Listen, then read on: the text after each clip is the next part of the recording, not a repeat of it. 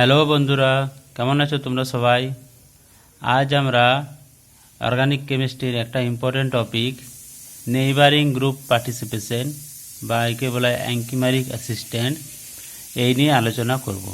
তো neighbouring group participation কি?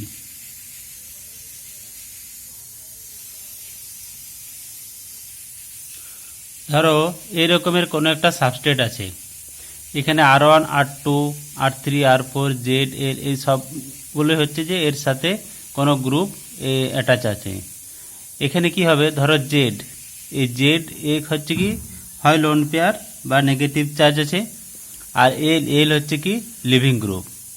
তাহলে এখানে যদি কোনো নিউক্লিওফাইল থাকে, তাহলে নিউক্লিওফাইল থাকলে আমরা আগে কি দেখেছি যে নিউক্লিওফাইল ব্যাক সাইড থেকে এই কার্বনে অ্যাটাক করবে আর এদিক থেকে লিভিং গ্রুপ বেরিয়ে যাবে।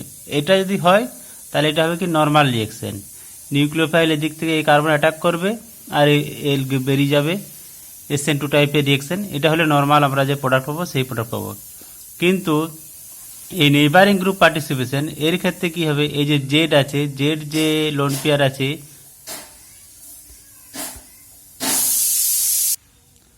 বা জেড কি ক্যারি করে না লোন পেয়ার, তখন কি হবে, এই জেড কি করবে, এই ব্যাক সাইড থেকে এদিক থেকে এই লোন পেয়ার দিয়ে এই কার্বনটাকে অ্যাটাক করবে।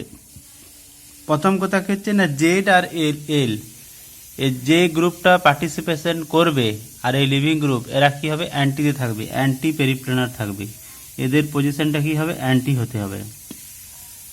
এনজিপি যদি হতে হয় তাহলে জেড আর এল কি হতে হবে, অ্যান্টিতে থাকতে হবে। জেড কি হবে, জেড যে পার্টিসিপেশন করছে সে কি করবে, হয় নেগেটিভলি চার্জ হবে, নেগেটিভলি চার্জ,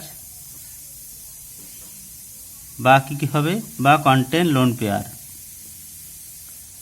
এই কন্ডিশনগুলো থাকতে হবে তবে এনজিপি হবে, যে জেড হচ্ছে এল এর অ্যান্টিতে থাকবে আর জেড এর হচ্ছে যে নেগেটিভ চার্জ বা লোন পেয়ার থাকবে। আর কি সুইটেবল পজিশন হতে হবে, সবসময় যে হবে তা নয়, যেখানে পসিবল সেইখানেই এনজিপি হবে।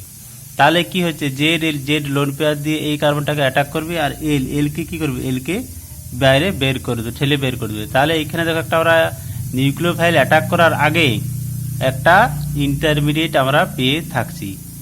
মানে নিউক্লিওফাইল যদি অ্যাটাক প্রথমেই করে দেয় তখন সেটা নর্মাল হবে, সেটা নয়। আগে কি হচ্ছে, আগে এইখানে নিজেদের মধ্যে ইন্টারনালি একটা ব্যাপার আগে ঘটছে, যেখানে একটা ইন্টারমিডিয়েট তৈরি করছে। তাহলে তখন আমরা কি দেখতে পাবো না, R1 R2 R3 R4 এই জেড লোন পেয়ার দিয়ে অ্যাটাক করে, তাহলে জেড কি চার্জ হলো, পজিটিভ চার্জ হলো, R1 R2 R3 R4 এই ধরনের আগে একটা ইন্টারমিডিয়েট আগে গঠন করবে। এই ইন্টারমিডিয়েটটা গঠন হওয়ার পর এরপর কি হবে, এই যে নিউক্লিওফাইল আছে এরপরে নিউক্লিওফাইল এ অ্যাক্টিভ হবে। নিউক্লিওফাইল কি করবে, এখান থেকে দুটো পজিশন আছে অ্যাটাক করার, হয় সে এই কার্বন অ্যাটাক করবে, সে এদিকে অ্যাটাক করতে পারে, দ্বিপরে জেডকে বার করতে পারে, বা কি হবে, বা নিউক্লিওফাইলটা কি করতে পারে, এই কার্বনে অ্যাটাক করতে পারে, তখন এইদিকে জেডকে, তখন এই দিক থেকে জেড বেরিয়ে যাবে। তাহলে এখান থেকে আমরা দু ধরনের প্রোডাক্ট পাচ্ছি, নিউক্লিওফাইল হয় এই কার্বনে অ্যাটাক করতে পারে বা এই কার্বনেও অ্যাটাক করতে পারে, তো আমরা দু ধরনের প্রোডাক্ট পাবো। দেখো প্রথম ক্ষেত্রে যদি নিউক্লিওফাইল এই কার্বনে অ্যাটাক করে, তাহলে নিউক্লিওফাইল যদি এই কার্বনে অ্যাটাক করে তাহলে এটা হবে নিউক্লিওফাইল, আর জেড কি হবে, জেড এইখানে থাকবে, এগুলো R1 R2 R3 R4। আর নিউক্লিওফাইল যদি এই কার্বনে অ্যাটাক করে তখন কি হবে, জেড এদিকে বেরিয়ে যাবে, তখন আমরা কি পাবো, তখন দেখো হচ্ছে কি R1 R2 R3 R4 nucleophile এই কার্বনে অ্যাটাক করেছে আর এদিকে কি হয়েছে, এদিকে জেড থাকবে। তাহলে দেখো দুটো প্রোডাক্ট পাচ্ছি, এই একটা প্রোডাক্ট এই একটা প্রোডাক্ট। যদি এই প্রোডাক্টটা পাই আমরা তখন দেখো কনফিগারেশন কোনো চেঞ্জ হবে না। যদি এইরকম ভাবে প্রোডাক্ট, অর্থাৎ জেড যে পজিশনে ছিল প্রথমে সেই পজিশনে জেড থাকছে, নিউক্লিওফাইল এল এর জায়গায় ঢুকে যাচ্ছে, লিভিং গ্রুপের যে পজিশন ছিল সেই লিভিং গ্রুপের পজিশনে নিউক্লিওফাইল থাকছে, আর জেড যে পজিশনে ছিল জেড সেই পজিশনে থাকছে। তাহলে এই যে পজিশনটা থাকছে তখন কিছু কনফিগারেশন কোনো চেঞ্জ হচ্ছে না। তাহলে এটাকে কি হলো, রিটেনশন অফ কনফিগারেশন, মানে কনফিগারেশন কোনো চেঞ্জ হচ্ছে না, রিটেনশন অফ কনফিগারেশন। আর যদি এই রকমের প্রোডাক্ট পায়, দেখো এখানে কি হচ্ছে, জেড হচ্ছে কি হচ্ছে, জেড পার্টিসিপেট করছে, পার্টিসিপেট করার পরে কি হচ্ছে, জেডটা এদিকে আসছে, নিউক্লিওফাইল এই সাইডে আসছে, পজিশনটা চেঞ্জ হচ্ছে, তখন এটা আমরা কি বলবো, এটা হচ্ছে রিঅ্যারেঞ্জ প্রোডাক্ট। তাহলে দু ধরনের আমরা প্রোডাক্ট পাচ্ছি, একটা কি প্রোডাক্ট পাচ্ছি না, একটা হচ্ছে রিটেনশন অফ কনফিগারেশন, কোনো কনফিগারেশন চেঞ্জ হচ্ছে না, আর একটা প্রোডাক্ট পাচ্ছি যেখানে কি হচ্ছে না, আমরা রিঅ্যারেঞ্জ করে প্রোডাক্ট, অর্থাৎ এটা বলেছে কি রিঅ্যারেঞ্জ প্রোডাক্ট।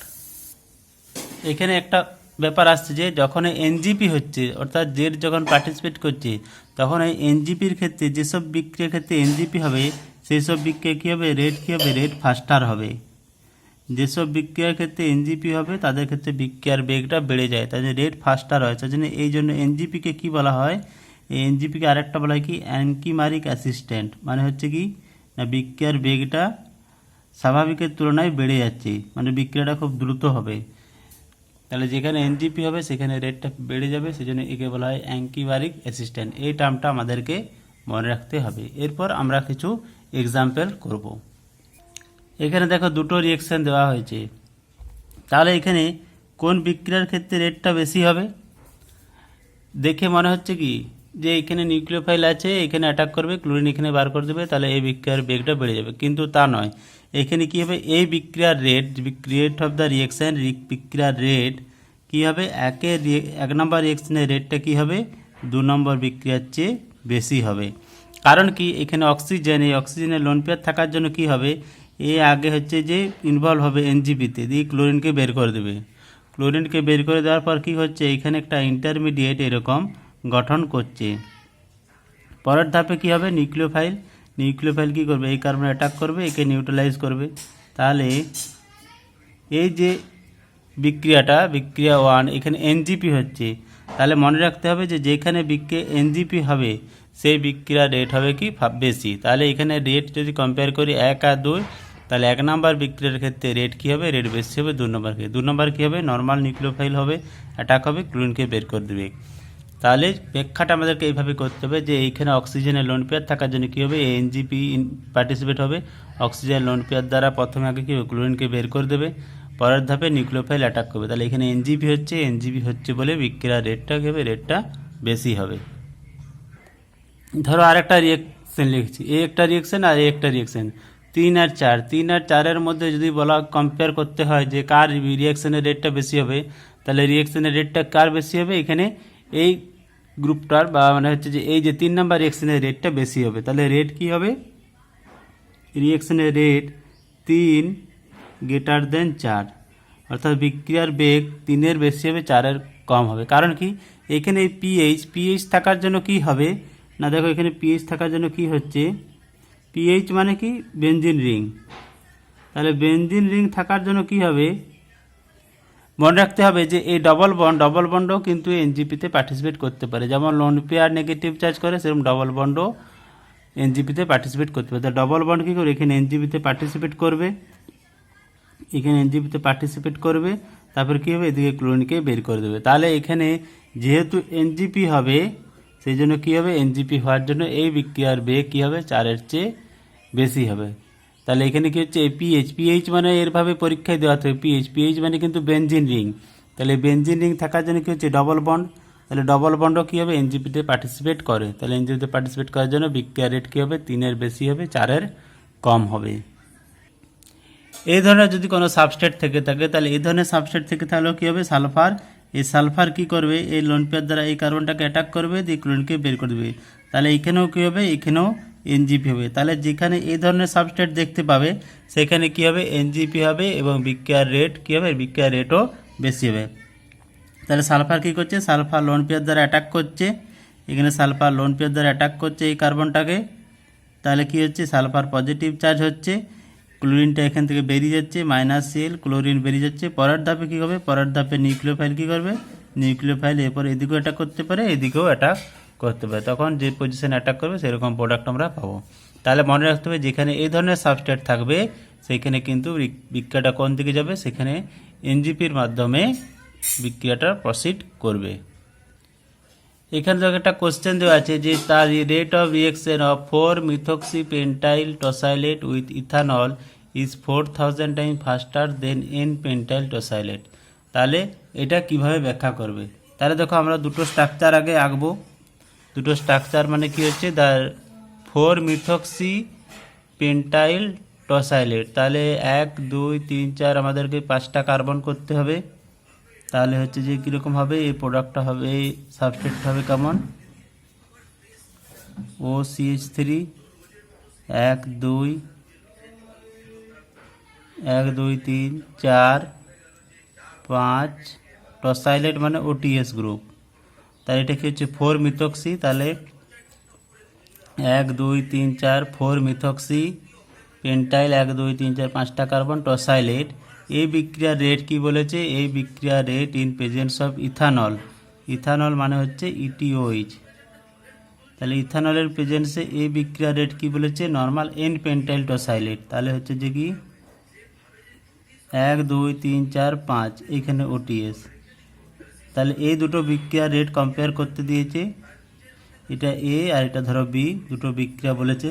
তাহলে বলেছে এই বিক্রিয়ার বেগ কি বলেছে, যে এই বিক্রিয়ার চেয়ে বেশি হয়। তাহলে এখানে কেন হয়, তাহলে দেখো এখানেও একই রকম, এই যে অক্সিজেন যে লোন পেয়ার আছে, লোন পেয়ার থাকার জন্য কি এখানে এনজিপি হবে, এদিকে ওটিএসকে বের করে দেবে। তাহলে এখানে আমরা কি দেখতে পাবো, OCH3 এটা প্লাস, তাহলে এখানে কি হচ্ছে, এখানে এনজিপি হচ্ছে। তাহলে এনজিপি হওয়ার ফলে কি হবে, এখানে ইথানল, ইথানল পরের ধাপে কি করবে, এখানে অ্যাটাক করবে, এখানে অক্সিজেনকে নিউট্রালাইজ করবে। তাহলে ইথানল প্লাস, এটা -H প্লাস হবে। দিয়ে আমরা প্রোডাক্ট কি পাবো, প্রোডাক্ট পাবো হচ্ছে যে OCH3 আর এটা হচ্ছে OET। তাহলে এখানে এই যে ইথানলের প্রেজেন্সে এই যে এখানে অক্সিজেন লোন পেয়ার আছে, লোন পেয়ার থাকার জন্য কি হচ্ছে, এখানে এনজিপি হচ্ছে। তাহলে এনজিপি হওয়ার জন্য কি হচ্ছে, বিক্রিয়ার বেগটা কী হবে, বিক্রিয়ার বেগটা বেশি হবে। আর এখানে ইথানল থাকার জন্য কি হবে, নর্মাল SN2 টাইপের রিয়েকশন হবে, ওটিএসকে এখানে বের করে দেবে। তখন আমরা কি পাবো, তখন এখানে OTA পাবো, OET পাবো। সেই জন্য কি হচ্ছে, এখানে কোনো এনজিপি হচ্ছে না। এখানে এনজিপি না হওয়ার জন্য কি হচ্ছে, এই বিক্রিয়ার রেট, তাহলে বিক্রিয়ার রেট কি হচ্ছে, রেট হচ্ছে যে A গ্রেটার দেন B। তাহলে এগুলো হচ্ছে পুরোপুরি ডিপেন্ড করছে এর গঠনটার উপর। এই গঠনটা এমন যে এখানে অক্সিজেন কি হচ্ছে, লোন পেয়ার আছে, সেই জন্য কি হচ্ছে এনজিপি হচ্ছে, এনজিপি হওয়ার জন্য কী হচ্ছে, বিক্রিয়ার রেটটা বেশি হচ্ছে। তাহলে আমাদের এই ধরনের বিক্রিয়াকে এনজিপি দিয়ে ব্যাখ্যা করতে হবে। যদি ভিডিওটি ভালো লেগে থাকে তাহলে অবশ্যই লাইক করবে, শেয়ার করবে আর চ্যানেলটিকে সাবস্ক্রাইব করতে ভুলবে না। দেখা হচ্ছে নেক্সট ভিডিওতে। Thank you.